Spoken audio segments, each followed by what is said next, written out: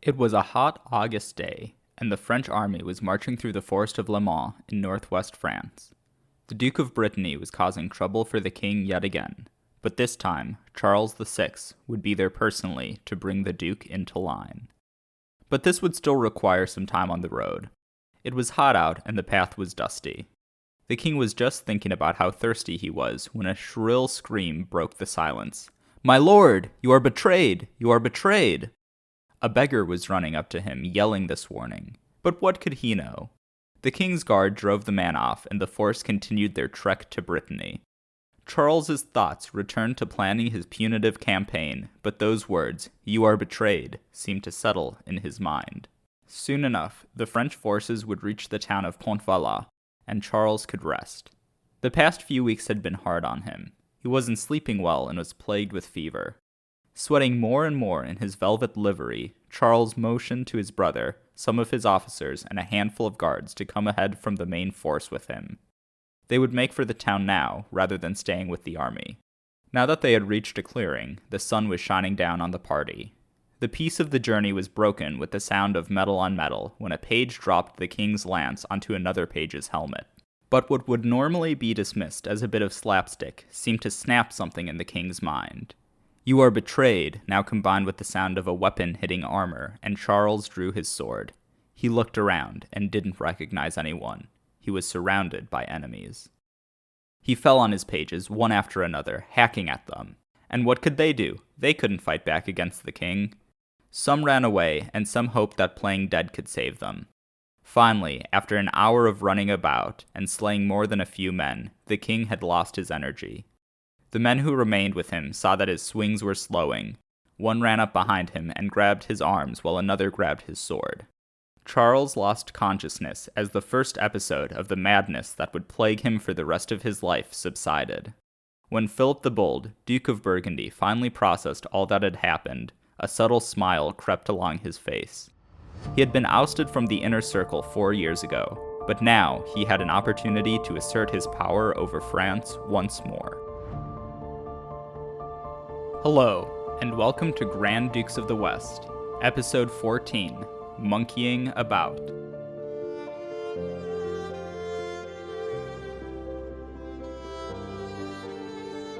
Today we're returning to the narrative, and are going to look at what Philip was up to during the 4 years that he was out of power in France, as well as how the ship of the French state fared when Philip was not at the helm. We ended our last narrative episode with Charles assuming control over the French government in 1388. Philip had been wielding power for the last 8 years and had made some enemies at court. When he dragged the king and the French army all the way to Helders through the Ardennes forest and back again, without really doing anything, it seemed that he had spent a bit too much of his political capital. So when the king dismissed Philip and his brother John of Berry, there was nothing that they could do. But the two uncles were still peers of the realm, and so they were not left out of power completely. Now, however, their advice would be sought rather than required, and they would graciously accept gifts rather than expectantly demand them.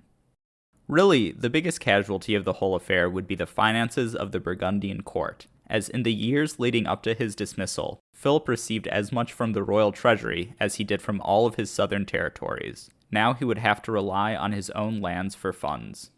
So now let's get acquainted with the men who took Philip and John's place at the center of the French court.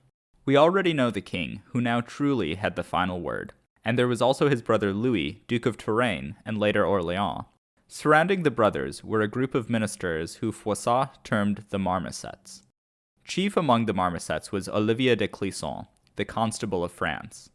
De Clisson has popped up a few times throughout the story so far. In fact, he was the one actually leading the French armies at Rosebec. But it's about time that we give him a proper introduction. The de Clisson family was one of the most important noble clans in Brittany. In the first half of his life, Olivier de Clisson fought with Joan de Montfort, henceforth referred to as John of Montfort, the English-backed candidate in the War of Breton Succession. However, over the course of the war, de Clisson and Montfort began to butt heads, and around 1370 he switched his allegiance to the French king. After his side-switching, de Clisson ended up fighting alongside another Breton officer, Bertrand du Guesclin. De Clisson and du Guesclin drove Montfort out of Brittany, but only briefly. The Duke soon returned with an English army backing him up. The next few years saw de Clisson fighting both in and out of Brittany. Throughout this period, he continued to grow closer with Charles V and Louis of Anjou, although he was disliked by their younger brothers, Philip the Bold and John of Berry.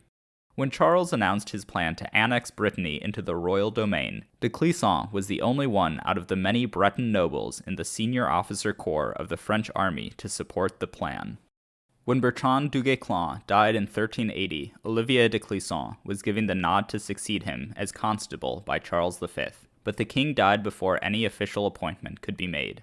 As mentioned just a minute ago, Louis of Anjou liked de Clisson, but his brothers did not. Thus, de Clisson's appointment became one of the first political battles during the regency of Charles VI's uncles. However, due in part to Louis's greater influence at the beginning of the regency, and in part to de Clisson's own undeniable military skills, he was confirmed as Constable of France. Olivier de Clisson spent the next 8 years leading the soldiers of France.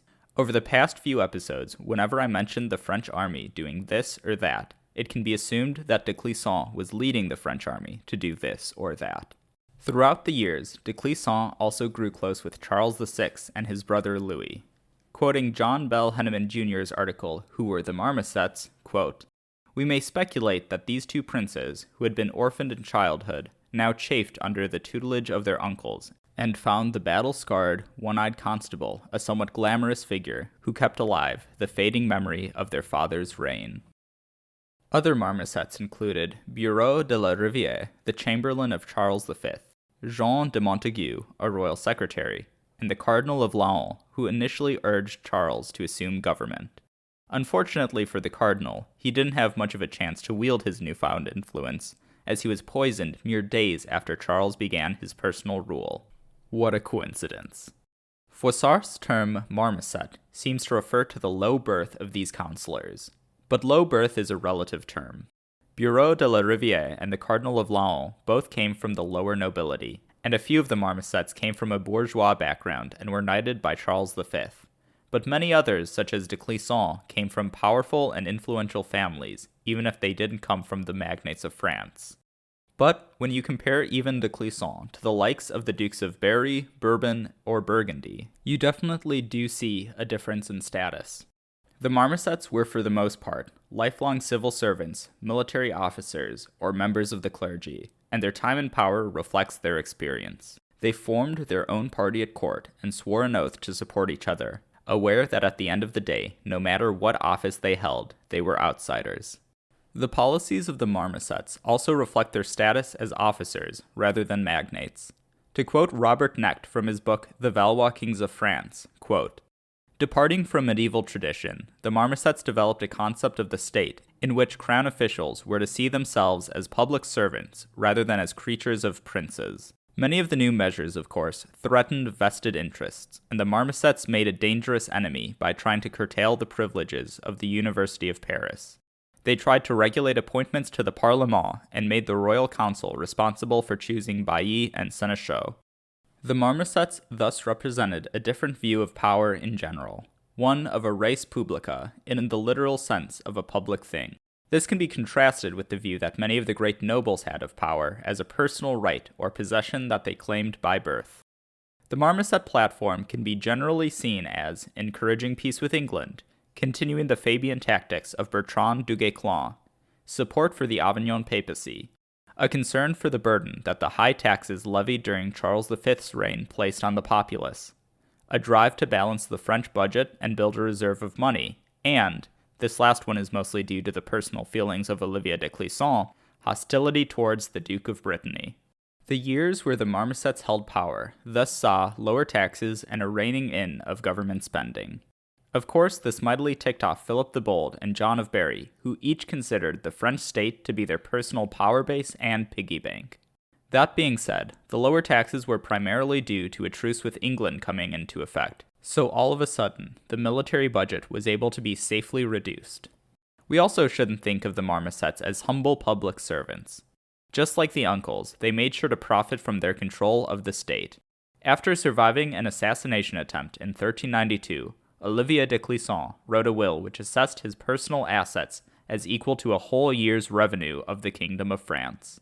Although the policy platforms of the Marmousets and the uncles differed in many places, they were not totally at odds. In many ways, the enmity between the groups stemmed from personal disagreements, struggles for power, and of course jealousy over a reduced ability to grift.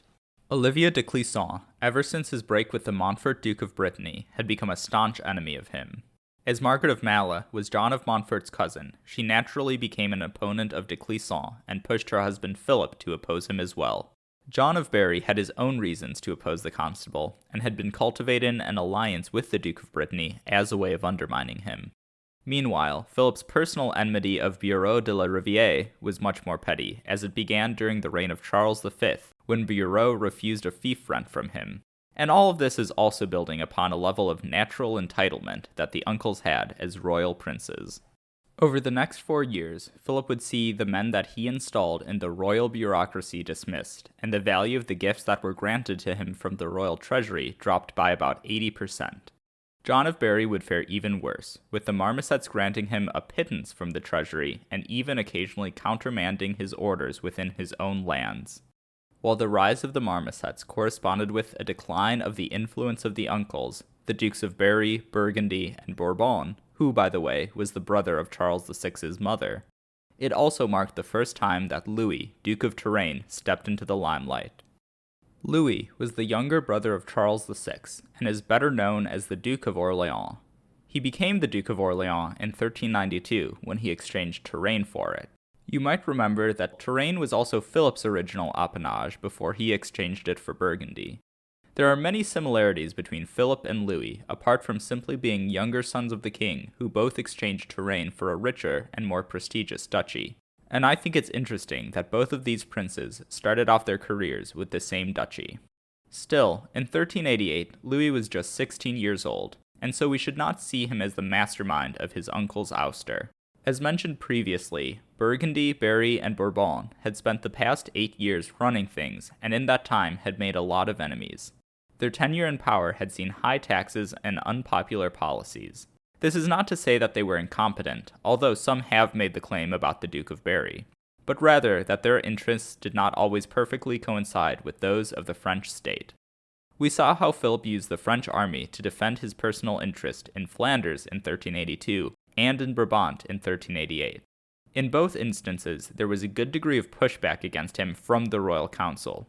Additionally, the uncles' habit of perpetually granting themselves gifts from the French treasury put additional strain on the already stretched French finances. So in 1388, with Charles VI about to turn 20, the men who had seen the uncles at the helm for the past 8 years reckoned that it was time for a change in direction, and thus Philip, John, and the Duke of Bourbon found themselves on the outs. But arguably the Marmousets' most important accomplishment must be shared with Philip. Back in 1383, negotiations between the English and French began at the town of Leulinghem, near Calais. The negotiations at Leulinghem would drag on for years throughout military campaigns and diplomatic offensives. Philip was not always negotiating, but he did direct the policy of the diplomats at Leulinghem until 1388. With the rise of the Marmousets, all of a sudden France was led by a party more anxious for peace. The Marmousets were extremely concerned with making sure that the French government didn't go bankrupt, and that the French populace weren't fleeced by taxes. And, as we all know, war is expensive. Coincidentally, in 1389, a similar change happened in England, with Richard II assuming control of the government and appointing new councillors. So in 1389, with new men leading the negotiations on both sides, a truce at Leulinghem was agreed to. However, Philip the Bold was an early and enthusiastic promoter of peace. It just so happened that he also had his own ambitions, which created roadblocks in the negotiations, such as demanding the return of Calais. Much was agreed upon before the two palace revolutions, so while Philip the Bold cannot be credited with finishing this truce, he should receive some credit for negotiating it. The truce agreed to at Leulinghem was not a permanent one, but a fairly limited agreement meant to last for 3 years. There were still major roadblocks on the path to peace and reconciliation, and it was widely known that more negotiations were necessary. However, the agreement made in 1389 took a great deal of pressure off both the English and French crowns, and brought hostilities between the two kingdoms down to their lowest point since the 1360s. Around the same time that the negotiations for the Truce of Leulinghem were finishing up, a new generation was preparing to step into the spotlight in France. The occasion was the knighting of the sons of Philip's late brother, Louis, the Duke of Anjou. The young men given pride of place were, of course, Louis II, Duke of Anjou and titular King of Naples, and his brother, Charles, Prince of Taranto. But also taking a prominent part in the ceremony was the king, Louis, Duke of Touraine, Peter of Navarre, the younger son of my favorite chaos agent, Charles the Bad, and John, Count of Navarre, son of Philip the Bold. All were in their early 20s or younger, and all had violent lives ahead of them. But in 1389, the future was still bright for these young flowers of chivalry. The knighting ceremony was filled with pomp and circumstance, as well as a week of celebrations, feasts, and tournaments. Although no longer in charge, Philip, as usual, had a firm command on style and elegance. Philip and his son John showed up with a retinue of over 100 courtiers, all dressed in fine green velvet. The week concluded with a ceremony dedicated to Bertrand du Guesclin, where all the young knights presented their swords to the old constable's armor. Not long after this ceremony, Louis of Touraine had another reason to celebrate, as he was getting married. The bride was Valentina Visconti, daughter of the upstart Lord of Milan, Gian Galeazzo. Gian Galeazzo had seized control of Milan by overthrowing his uncle Bernabo, and then went on to fight with his neighbors to further expand Milan's territory. Both the old Lord of Milan and Gian Galeazzo's targets for expansion had allies at the French court, and so even though the match was agreed to in 1387, Philip and John did their best to delay the wedding. But once his uncles were out of the way, Louis was able to send for Valentina Visconti and secure his dowry, the County of Asti in northern Italy, the County of Vertus in Champagne, and a whole lot of money. Louis's wedding to Valentina also marked the beginning of his own attempts at expansion. Shortly after the marriage, a scheme was hatched between the king and Louis for an Italian expedition. The French planned to sweep through the peninsula on a grand campaign. They would set out from Avignon and then meet up with Gian Galeazzo Visconti in Milan. From there, they would sweep south to Rome to kick out Pope Urban and install Clement VII, and then continue south to install the young Louis II of Anjou in Naples. Some bonuses from the campaign would include further expanding Milan and possibly raising Gian Galeazzo to the rank of king, ending the Western Schism, having Clement crown Charles VI as Holy Roman Emperor, and conquering some more land for Louis of Touraine. The plan was incredibly ambitious and would have made France the unquestioned master of the Italian peninsula, but it would have also taken the entire force of the French army to accomplish. Despite the Truce of Leulinghem being in effect, the French still had to worry about England, so without a permanent peace with England in the cards at the moment, the plan had to be abandoned. But speaking of Italy, 1389 also saw the death of the Roman Pope Urban VI. The death of Urban offered a brief opportunity to end the schism before a new Roman Pope, Boniface IX, was elected. France continued to pay heed to Avignon, with Louis of Touraine and the Marmousets being especially solid supporters. Philip the Bold himself was a supporter of the Avignon papacy, but as many of his subjects were steadfast supporters of Rome, he could only go so far. Philip spent some of his time out of power building his influence over the religious institutions of the Low Countries. He moved to assume authority over the bishoprics of Tournai and Cambrai, which together covered most of Flanders, and when the ecclesiastical offices opened up, he would appoint candidates who paid heed to Avignon, sometimes with more success and sometimes with less. In general, Philip maintained an official policy of adherence to Avignon in his territories, but looked the other way when his Flemish subjects followed Rome. After the death of Urban, a more concerted effort was taken to convince the towns and peoples of Flanders to support Clement. By 1393, almost all of Flanders, excepting Ghent, had at least nominally accepted the authority of Clementine bishops.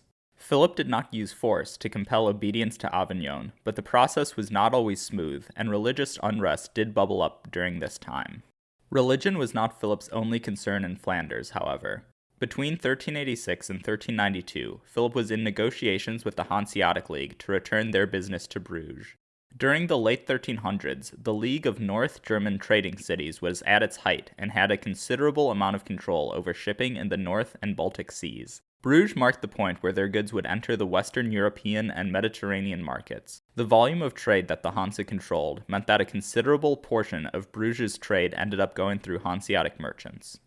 Throughout the Ghent War, the cities of the Hanseatic League supported Ghent, and so Louis of Malle considered them fair game to go after. The Hanse responded by beginning talks with the Count of Holland to move their staple from Bruges to Dordrecht. This move would have been disastrous for Bruges' economy, and so when these plans became more concrete, Philip, now the Count of Flanders, and the 4 members of Flanders sent representatives to meet with the Hanse cities. As Bruges was, simply put, a better port and a market than Dordrecht, the Hanse cities were willing to consider staying. But this first round of negotiations went extremely poorly. Not only did the Hanseatic League move their staple from Bruges to Dordrecht, they also imposed an embargo on Flanders. In 1388, Philip tried to meet with the Hansards again to restart negotiations. This round of negotiations went better, but was by no means smooth. They went on for 4 years, nearly breaking down several times. In the end, the Flemish agreed to formally apologize to the Hansards and pay reparations for the damages caused by Louis's attacks on their shipping, and the Hanseatic League agreed to move back to Bruges. Philip gained the benefit of increased commerce at Bruges and a potential stick to use against the Flemish if a revolt broke out, as he was now able to threaten the 4 members with another attack on Hanse shipping. The Truce of Leulinghem also represented a win for Flemish commerce, as now their wool supply would no longer be threatened by the 100 Years' War. Philip's time as Count had thus far seen him supporting Flemish commerce and manufacturing, and so even though the Flemings may have been less than enthused about his religious policies, his economic and diplomatic policies served them well. Philip was not limiting his Low Country diplomacy to trade. He was also taking steps to increase his influence over Brabant. One of these steps was a monetary offensive that Philip undertook in the late 1380s. Here, Philip and Joan, the Duchess of Brabant, agreed to mint a common currency through the mint in Mechelen, which, if you'll recall, was a Brabantine town held by Philip. Philip then continued to mint similar coins in Ghent, which were debased, as in they had a lower precious metal percentage than the Mechelen coins. As Gresham's law states, bad money drives out good money, or the debased coins will crowd the better coins out of the market. Eventually, this caused Brabant to begin to run out of precious metals to mint coins, and added to Joan's already serious money problems. Eventually, minting her own coinage became so costly for Joan that she ceded all of her minting rights for Brabant to Philip, after which he stopped minting debased coins and began to drive them out of circulation. For a few years, the money market in Bruges was a bit of a mess, but Flanders' economy was much stronger than Brabant's was, and thus could better absorb the hit. Once Philip gained control of Brabant's money supply, he and his favorite banker, Dino Rapondi, set to righting the market again. Foreign coins were prevented from leaving the county. Additionally, money changers and merchants were encouraged to deposit their foreign coins with the Duke, so that he could melt them down to create non-debased Flemish coins. Monetary policy was not Philip's only tool to maintain control of Brabant. After the campaign in Gelders in 1388, Philip requested a huge sum of money from Joan for his services to her. Joan was already in debt to a number of her lords, and Philip offered to forgive her debt to him and to pay her debt to her vassals in exchange for her duchy of Limbourg and the lands of Overmaas. So between 1387 and 1390, Philip, bit by bit, gained control of Limbourg and Overmaas.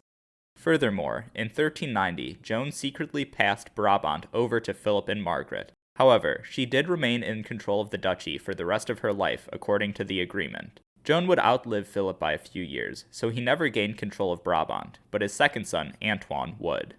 Back in Flanders, Philip was also building up the defensive infrastructure of the county.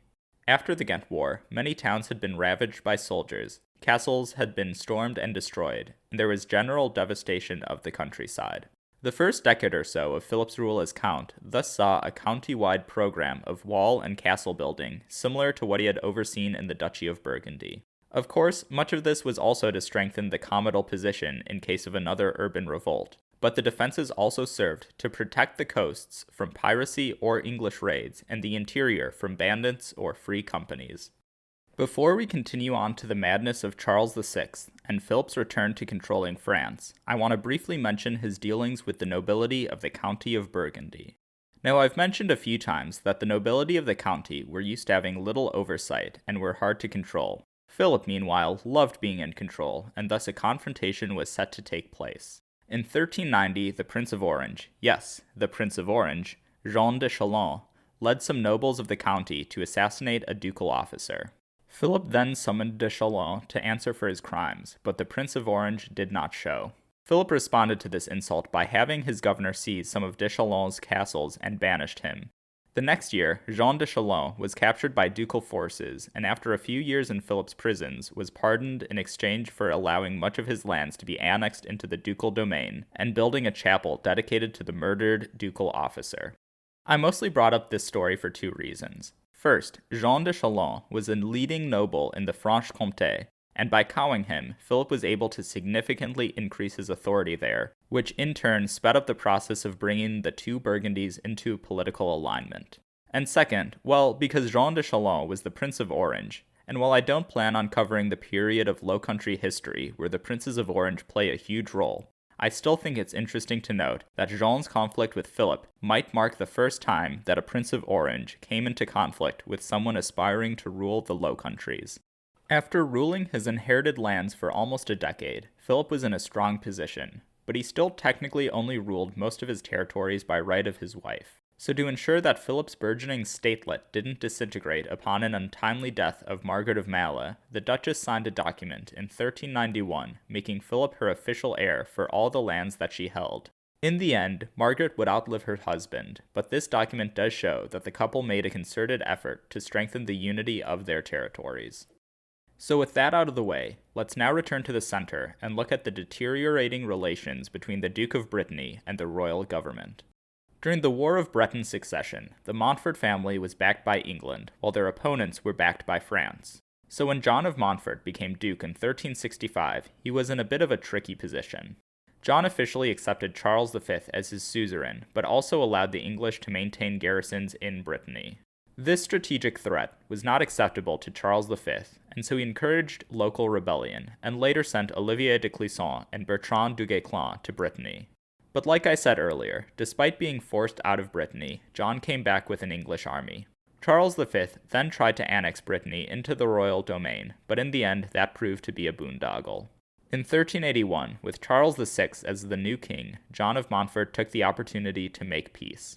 Between 1380 and 1388, the French court had a mixed opinion of the Duke of Brittany. As I mentioned earlier, Olivier de Clisson absolutely hated him, and so the circle around him, which eventually became the Marmousets, opposed him as well. On the other hand, the uncles cultivated an alliance with the Duke of Brittany. This alliance was actually spurred on by all parties' hatred of de Clisson.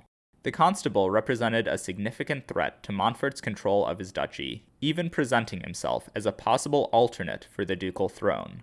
John of Berry had a falling out with de Clisson over their rivalry for influence in the county of Poitou. Philip had a family connection with Montfort through his wife, and saw the constable as his chief rival for influence over the king. So in 1384, Berry, Burgundy, and Brittany formed a coalition to stand against the constable and the Marmousets. Tensions between the parties increased a few years later, when an important Breton noble died, and her lands were set to transfer to an enemy of Montfort and an ally of de Clisson. Olivier de Clisson was in Brittany in 1387 to try and facilitate the land transfer, and also to undermine Montfort's position. The Duke of Brittany, in an act of desperation, arrested the constable, but here he went too far. De Clisson had many friends in the French army, and of course was looked up to by the young king. The king was outraged by his constable's arrest and threatened the duke with another invasion of his duchy. Things almost came to a head, but John of Montfort relented and released de Clisson and renounced a possible alliance with the English, while Philip managed to arrange a reconciliation between Montfort and the king and to divert the king's martial passions towards Gelders. After the rise of the Marmousets in the aftermath of the Gelders campaign, John of Montfort now did not have the uncles urging friendship with him at the highest levels of power. In 1392, after an attempt on Olivier de Clisson's life, Montfort was blamed, despite no proof of his involvement existing, although the assassin, Pierre de Craon, did flee France via Brittany. Froissart ties this back to Louis of Touraine. Apparently, the young duke had attempted to start an affair with a Parisian woman, but his wife found out about it from de Craon, and thus conspired to end the affair before it started. When Louis found out about this, he was furious and convinced his brother to dismiss Pierre de Craon from royal service. De Craon was never given a reason for his dismissal, and ended up joining the court of the Duke of Brittany, who Froissart claims convinced Pierre de Craon that his dismissal was masterminded by Olivier de Clisson. Regardless of whether or not Montfort was the driving force behind the assassination attempt, the king and his ministers were convinced, and decided to invade Brittany to depose John of Montfort. This invasion was widely seen as a private affair between de Clisson and Montfort, driving state policy, and to fund the campaign, de Clisson even gave the royal government a loan from his personal wealth. As Jonathan Sumption wrote, quote, "Contemporaries were shocked. There was no precedent for embarking on a major campaign by the fiat of the king and his ministers alone. It looked like a partisan decision, a conscious rejection of the show of deliberation and consensus which had always lent legitimacy to such decisions in the past. The Duke of Berry kept his own counsels, but among his intimates he made no secret of his disapproval. The Duke of Burgundy, who had not been consulted, was furious. He wrote to Bureau de la Riviere and other prominent ministers to protest. But with the king's mind made up, there was nothing that the uncles could do. Many other high nobles voiced their opposition to the campaign, and even pointed out that Pierre de Craon was no longer in Brittany, and still, the king decided on teaching Brittany a lesson. Not even his doctors, who were concerned for his health as he was stressed and not sleeping well, could talk him out of the expedition. Charles was backed up by the Marmousets and by his brother Louis, now Duke of Orléans. As peers of the realm, the Dukes of Berry, Bourbon, and Burgundy accompanied the king on this expedition to Brittany, but they were obviously not happy about it. The royal force, however, never came into contact with Montfort. On his way into Brittany, Charles VI was struck by a bout of insanity. He attacked his retainers and then passed out. The Duke of Burgundy immediately saw his opportunity and took charge. The Breton campaign was called off, and Philip sent peace overtures to John of Montfort. He then provoked a quarrel with Olivier de Clisson and worked to chip away his power and political support. After a few days, the king was well enough to travel again, and the army began marching back to Paris. Once back in the capital, Philip arranged for a great council of the high nobility of France to meet and decide on how to proceed. In this meeting, Philip reassumed his role as de facto head of state. Technically, Louis of Orléans, as the closest relative to the king, was the natural choice, but he was generally seen as inexperienced and irresponsible. Philip, on the other hand, was widely respected amongst the nobility and had spent his career cultivating supporters. So for now, we'll leave off with Philip back in power after 4 years in the proverbial wilderness. Next time, we'll take another break from the narrative to review the context for John of Montfort's and Olivier de Clisson's feud in a supplemental episode covering the War of Breton Succession. And after that, we'll return to the narrative once again to see Philip once more in charge of the French court. Thanks to everyone who listened, and an extra thanks to my patrons. I'm happy to report that we have 2 new patrons, Anthony, Comte de Châteauneuf-en-Auxois, and Preston, Chevalier de Duchess. And thanks to my existing patrons, Christine, Comte de Chenonceau, and Elliot, Heer von Gravenstein. If you want to join them, you can go to patreon.com/ValoisBurgundy. If you like the show, I would really appreciate it if you would rate and review it on Apple Podcasts or your platform of choice, and tell your friends about it. If you want to keep up with the show, you can follow me at twitter.com/ValoisBurgundy, or find Grand Dukes of the West on Facebook, or on Mastodon at mas.to/@ValoisBurgundy. You can also email me at granddukesofthewest@gmail.com, and check out the podcast website for maps, images, and more at granddukesofthewest.com.